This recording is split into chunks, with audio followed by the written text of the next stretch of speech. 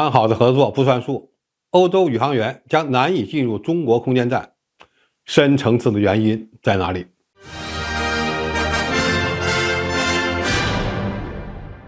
观众朋友，大家好，我是付先少。在美国政府通过立法阻止美国航空航天局与中国进行太空项目合作的情况下，中国依靠自己的技术力量和多年的开发建设，终于使天空空间站成功投入运行。而且几年后，中国空间站很可能会成为唯一能够正常运行的空间站。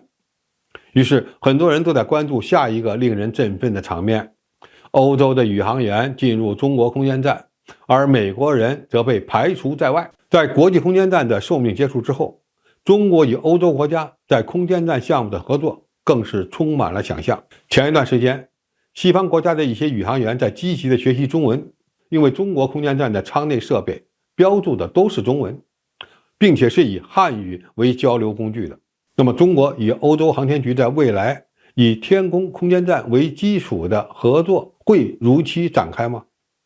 答案并没有那么确定，因为欧洲人变脸了。据美国太空新闻网站报道，欧洲航天局局长约瑟夫·阿斯巴赫近日承认，目前没有将欧洲航天员送到新建设完成的中国天宫空间站的计划。未来，欧洲航天局也不会继续与中国在载人航天领域有任何合作。他给出的理由是，该机构既没钱，也没有政治意图将其宇航员送往中国空间站。这么说完全是不要脸的架势了，因为欧洲航天局早些时候一直在努力争取欧洲宇航员访问中国的空间站。2017年，欧洲航天局宇航员萨曼莎·克里斯托弗·雷蒂和马蒂亚斯·毛雷尔在烟台与16名中国航天员一起参加了海上生存训练，并一直在培养中文技能。中欧最近在嫦娥5号月球采样返回任务、火星祝融通讯测试的地面站支持层面进行了合作。欧洲航天局资助的仪器将在嫦娥6号上飞行。2022年1月，中国发布的航天白皮书将国际合作列为主要重点之一。因为许多国际宇航员对飞往中国的空间站非常感兴趣，并且我们已经收到了一些申请，所以现在欧洲人说不玩了，原因肯定不在中国，而是国际政治格局的变化影响了中欧空间站的合作。欧洲航天局局长的话无非就是确认中欧载人航天合作计划下马了，其给出的理由是欧空局没有预算，忙不过来。但是这些借口非常牵强。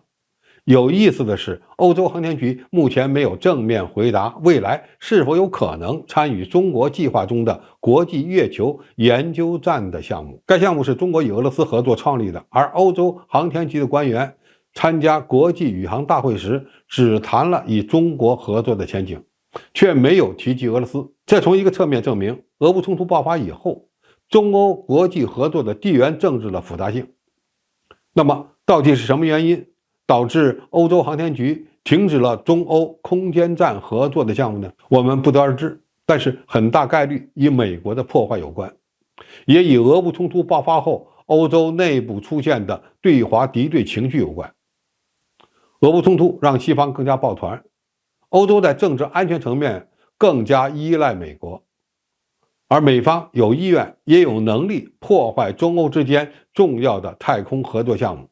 欧洲人暂时不参加了，这对中国空间站会有何影响呢？说实话，并没有什么影响。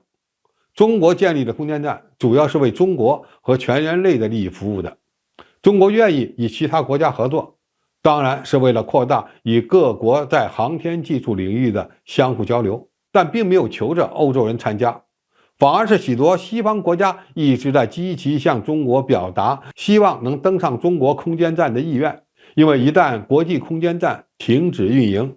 那么这些国家花巨资培养的宇航员就废了，没地方去了。今后能够接纳他们的唯有中国的空间站。其实，欧洲宇航员来不来无所谓，想参与合作的国家还有很多。中国上个月表示，将以沙特阿拉伯、阿联酋、巴林、科威特、阿曼和卡塔尔组成的政府间小组探讨在中国空间站合作的可能性。等到国际空间站的寿命完结了，中国空间站就将成为唯一的风景线。不知道到时候欧洲航天局的脸会不会再变一次？反正中国不可能惯着他们。好，今天评述就到这里，谢谢大家收看，我们下期再见。